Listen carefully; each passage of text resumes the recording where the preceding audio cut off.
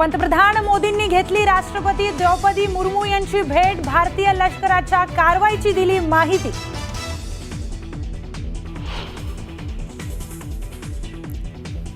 केंद्रीय कॅबिनेट बैठकीत पंतप्रधान मोदींकडून ऑपरेशन सिंदूरच्या यशाबद्दल भारतीय लष्कराचं कौतुक, भारतीय लष्कराने केलेल्या यशस्वी कामगिरीबद्दल, सैन्याच्या कामगिरीबद्दल गौरव।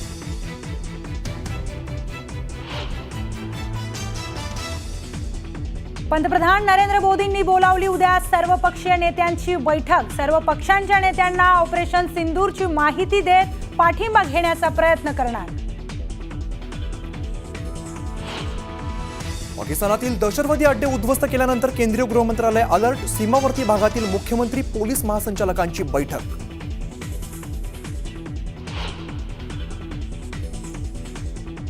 एअर स्ट्राईक नंतर समोर आलेलं पाकिस्तानचं JF-17 फायटर जेट वायुदलानं पाडलं, अखनूर सेक्टरमध्ये झाली चकमक।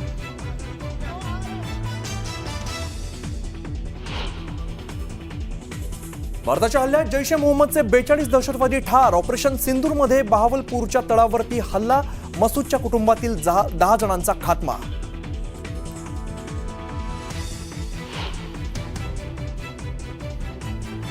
भारताच्या हल्ल्यात मसूद अझहरचं कुटुंब आणि अझहरची मोठी बहीण ठार झाल्याची माहिती, तर मसूद अझहर बचावला वरिष्ठ सूत्रांची माहिती।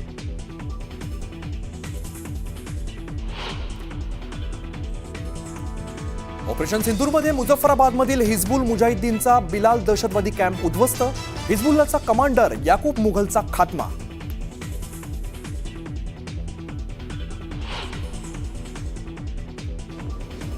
आमच्यावर झालेला हल्ला हा भारत सहन करणार नाही, तर भारत त्याचा योग्य पद्धतीनं बदला घेईल, तो आपण आज घेतलेला आहे। ऑपरेशन सिंदूर नावातच सर्व काही, मुख्यमंत्री देवेंद्र फडणवीसांकडून सैन्य दलांसह पंतप्रधान मोदींचं कौतुक।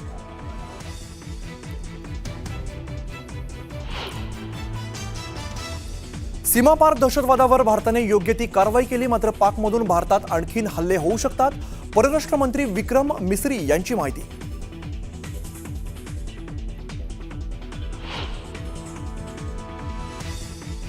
पाकिस्तानच्या दहशतवादी अड्ड्यावरील एअर स्ट्राईक नंतर जल्लोष, डोंबिवलीत शिवसैनिकांनी मानले भारतीय सैन्याचे आभार।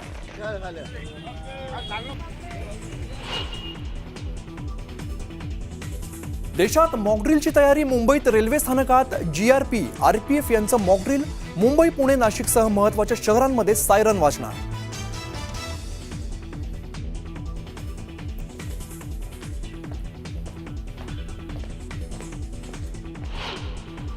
इस हमले की साजिश रचने वालों को उनकी कल्पना से भी बड़ी सजा मिलेगी, सजा मिलकर के रहेगी। आणि आता बघूया युद्धाच्या वेगवान बातम्या। बेलगाममधील हल्ल्यात निष्पाप हिंदूंना त्यांचा जीव गमवावा लागला। या हल्ल्यानंतर देशभरात संतापाची लाट उसळली। अखेर हल्ल्याच्या 15 दिवसानंतर भारताने पाकिस्तानला करारात जवाब दिलाय। भारताने ऑपरेशन सिंदूर राबवत पाकिस्तान आणि POK मध्ये हल्ला केलाय। पंतप्रधान मोदींनी ऑपरेशन सिंदूरचं लाईव्ह मॉनिटरिंग केलंय। पंतप्रधान कार्यालयातून हे लाईव्ह मॉनिटरिंग करण्यात आलंय।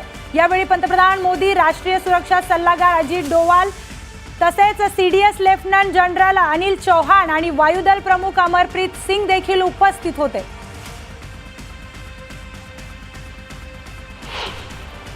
पंतप्रधान नरेंद्र मोदींचे सर्व परदेश दौरे रद्द करण्यात आलेले आहेत। या हल्ल्याच्या पार्श्वभूमीवरती देशात राहून मोदीच सर्व परिस्थितीवरती बारकाईने लक्ष देणार आहेत। राजनाथ सिंग यांनी ऑपरेशन सिंदूर नंतर सेना प्रमुखांशी चर्चा केली आहे। सैन्य दल, वायुदल आणि नौदलाच्या प्रमुखांशी चर्चा करून हल्ल्याची माहिती घेतली आहे। NSA अजित डोवाल यांनी ऑपरेशन सिंदूरचं नेतृत्व केलंय। गुप्तहेरांच्या माहितीनुसार टार्गेटची निवड करून अंतिम योजना डोवाल यांनी आखलेली आहे। ठोस गुप्तहेरांच्या माहितीच्या आधाराने भारताने अचूक स्ट्राईक केलाय।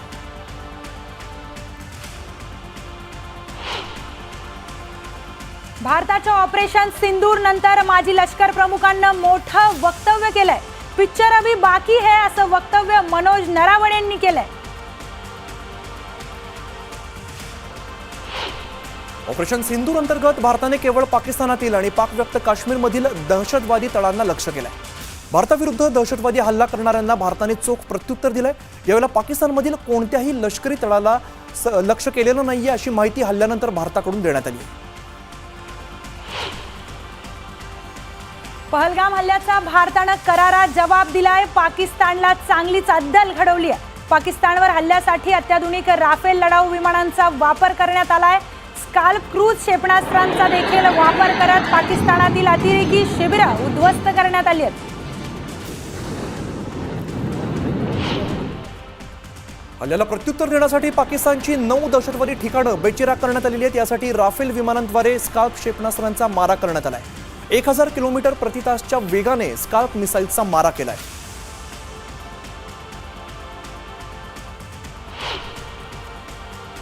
पाकिस्तानने एलओसीवर शस्त्रसंधीचं उल्लंघन केलंय. आंतरराष्ट्रीय सीमेजवळ पाकिस्तानकडून गोळीबार करण्यात आलाय. यात 3 नागरिकांचा मृत्यू झालाय.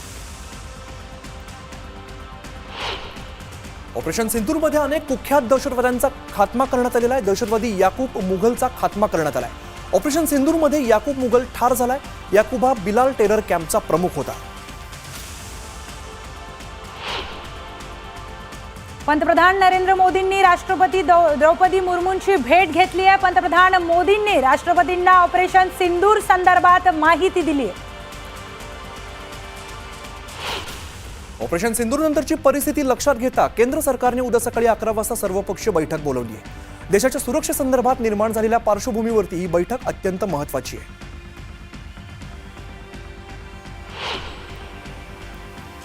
ऑपरेशन सिंदूर नंतर दिल्लीत केंद्रीय मंत्रिमंडळाची बैठक पार पडली. या बैठकीत पंतप्रधान मोदींनी भारतीय लष्कराचं कौतुक केलं.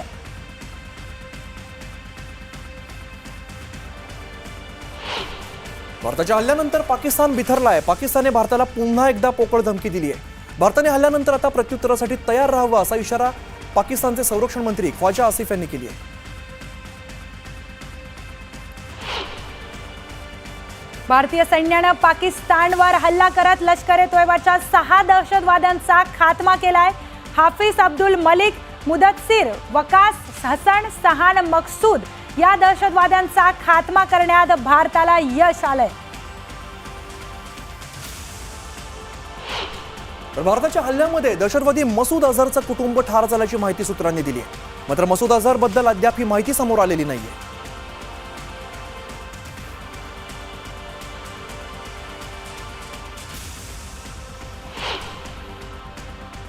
ऑपरेशन सिंदूरमध्ये भारताच्या 3ही सैन्यांनी संयुक्त कारवाई केली. पाकिस्तान आणि पीओके मधील 9 ठिकाणं भारतानं उद्ध्वस्त केली आहेत. बहावलपूर, मुरीदके, मुझफ्फराबाद, कोटरी, गुलपूर, भिंबर, चक्रा, अमृतसह सियालकोटमध्येही हल्ला करत दहशतवादी अड्डे उद्ध्वस्त करण्यात आले. पाकिस्तानच्या बहावलपूरमध्ये भारताने हल्ला केला. या ठिकाणी जैश ए मोहम्मदचं मुख्यालय आहे. भारतीय सीमारेषेपासून 100 किलोमीटर अंतरावरती असलेल्या ठिकाणी दहशतवाद्यांना आश्रय दिला जात होता.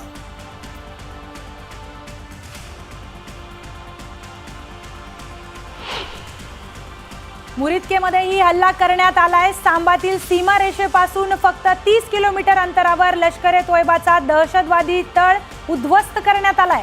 मुंबईवर हल्ला करणारे दहशतवादी इथूनच आले होते. गुलपूरमध्येही हल्ला करण्यात आलेला आहे. नियंत्रण रेषेजवळ पूंछ आणि राजौरीपासून 35 किलोमीटरवरती असलेला दहशतवाद्यांचा तळ नष्ट केलाय.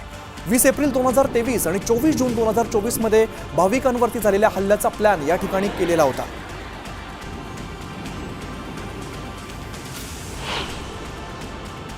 सवाईमधील दहशतवादी अड्डाही नष्ट करण्यात आलाय. पीओके मध्ये तंगधार सेक्टर पासून फक्त 30 किलोमीटर अंतरावर हा लष्कर-ए-तोयबाचा दहशतवादी तळ होता. 21 ऑक्टोबर 2024 मध्ये गांदरबाल, तर 24 ऑक्टोबर 2024 मध्ये गुलमर्ग आणि 22 एप्रिल 2025 मध्ये पहलगाम मध्ये झालेल्या हल्ल्याचा कट येथेच रचला गेला होता.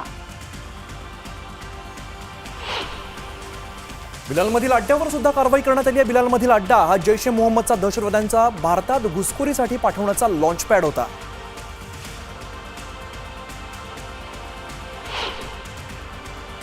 कोटलीमध्येही भारतीय सैन्यानं हल्ला केलाय. राजौरी येथील सीमेपासून फक्त 15 किलोमीटर अंतरावर हा लष्कर ए तोयबाचा लष्करी तळ होता. येथे जवळपास 50 दहशतवादी असल्याची माहिती मिळाली आहे.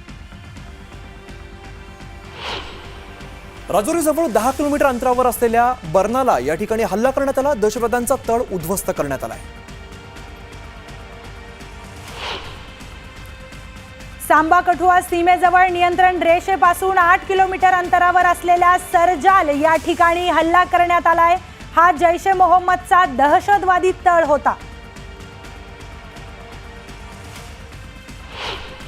ऑपरेशन सिंदूर दरम्यान भारताने पाकिस्तानमधील दहशतवाद्यांचे तळ उद्ध्वस्त केलेत, तर भिंबर इथल्या बर्नाला कॅम्पवरती हल्ला करण्यात आलाय. या ठिकाणीच दहशतवाद्यांना शस्त्रांचं प्रशिक्षण दिलं जात होतं.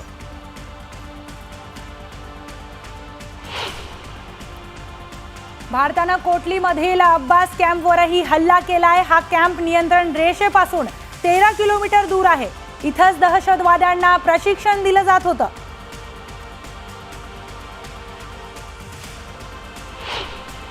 पाकिस्तानमधील सियालकोटच्या सर्जल कॅम्पवर सुद्धा हल्ला करण्यात आलाय. मार्च 2025 मध्ये जवानांवरती हल्ला करणाऱ्या दहशतवाद्यांना या ठिकाणी प्रशिक्षण दिलं जात होतं.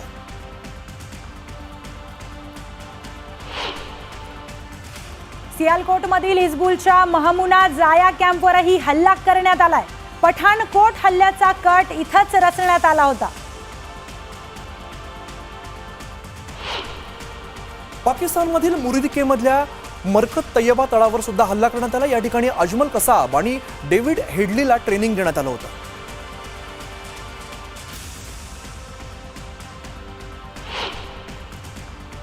मरकज सुबान अल्ला बहावलपूर इथल्या जैश ए मोहम्मदच्या मुख्यालयावर हल्ला करण्यात आला.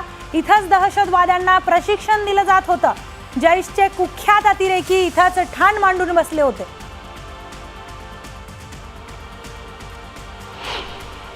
भारताच्या एअर स्ट्राईक नंतर पाकिस्तानचे धाबे दणाणलेत. याला प्रत्युत्तर देण्यासाठी उडालेल्या पाकिस्तानचं लढाऊ विमान भारतानं पाडलंय.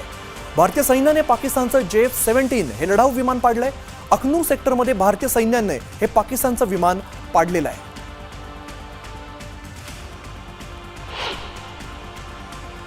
पाकिस्तानातील मुरिदके येथील तय्यबा मशिदीवरही भारतीय सैन्याने हल्ला केलाय. या हल्ल्याचा व्हिडिओ न्यूज 18 लोकमतच्या हाती लागलाय. ही मशीद इस्लामी दहशतवादी संघटना लष्कर ए तय्यब ही संघटना चालवत असल्याची माहिती समोर येते.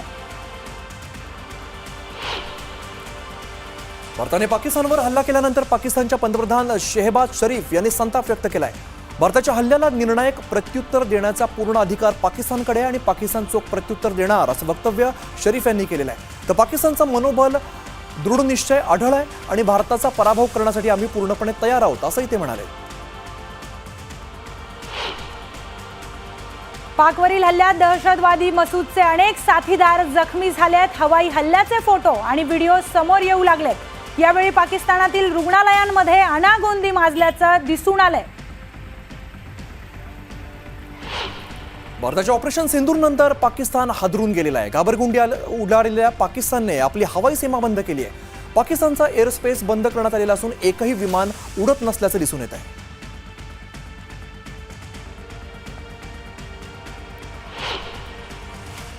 पहलगाम हल्ल्याचा भारतानं बदला घेतल्यानंतर आता पाकिस्तानची चांगलीच घाबरगुंडी उडाली आहे. पाकिस्तानी नागरिकांमध्ये दहशतीचं वातावरण पसरलंय. पाकिस्तानातील लाहोर विमानतळावर आणीबाणी जाहीर करण्यात आली आहे.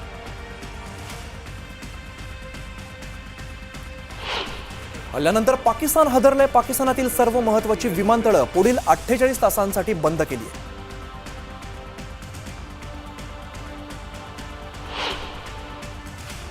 भारताच्या निर्भीड हल्ल्यानंतर पाकिस्तानातील बहावलपूर भागात इमर्जन्सी जाहीर करण्यात आली आहे. पाकिस्तानातील सर्व शाळा आणि महाविद्यालयांना सुट्टी देण्यात आली आहे. पाकिस्तानी नागरिकांनी पाकिस्तानच्या सरकारसह सैन्यावरती हल्लाबोल केलाय. भारताने पाकिस्तानवरती केलेल्या हल्ल्याच्या वेळेला पाकिस्तानी यंत्रणा कुठे होती असा सवाल व्यक्त करत पाकिस्तानी नागरिकांनी संताप व्यक्त केलाय.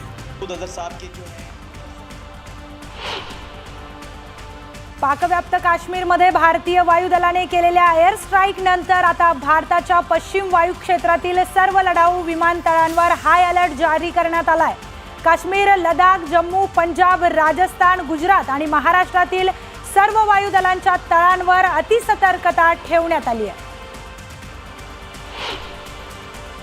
भारताने पाकिस्तानवर केलेल्या हल्ल्यानंतर एअर इंडियाने जम्मू, श्रीनगर, लेह, जोधपूर, अमृतसर, भुज, जामनगर, चंदीगड आणि राजकोट या स्थानकांवरून येणाऱ्या आणि जाणारी सर्व उड्डाणं रद्द केलेली आहेत. अमृतसरला जाणाऱ्या 2 आंतरराष्ट्रीय विमानांना दिल्लीकडे वळवण्यात आलं आहे. भारतानं पाकिस्तानवर केलेल्या हल्ल्याच्या पार्श्वभूमीवर जम्मू, कठुआ, सांबा, राजौरीतील शाळा बंद ठेवण्याचे आदेश देण्यात आले आहेत. हल्ल्याच्या पार्श्वभूमीवर सुरक्षेच्या दृष्टिकोनातून हा निर्णय घेण्यात आलाय.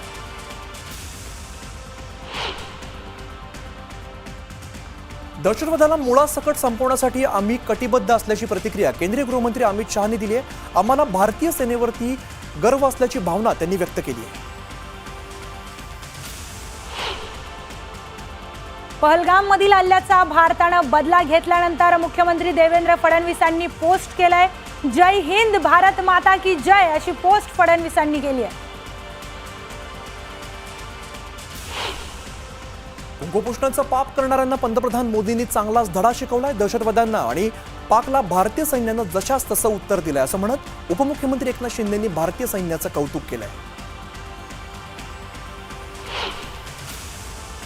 पहलगाममधील हल्ल्यानंतर बघ्याची भूमिका घेणं शक्यच नव्हतं. त्यामुळे भारतानं पाकला योग्य तोच धडा शिकवलाय. पाक लष्कर आणि निष्पाप नागरिकांना धक्का न लागता 9 दहशतवादी तळांवर आज रचून आणि नियोजित हल्ला केलाय. या भारतीय सैन्याच्या शौर्यपूर्ण कामगिरीचा संपूर्ण देशाला अभिमान आहे अशी प्रतिक्रिया शरद पवार यांनी दिली आहे.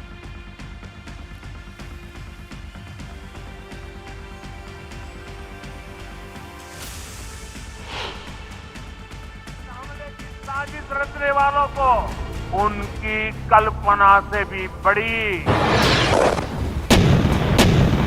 सजा मिलेगी.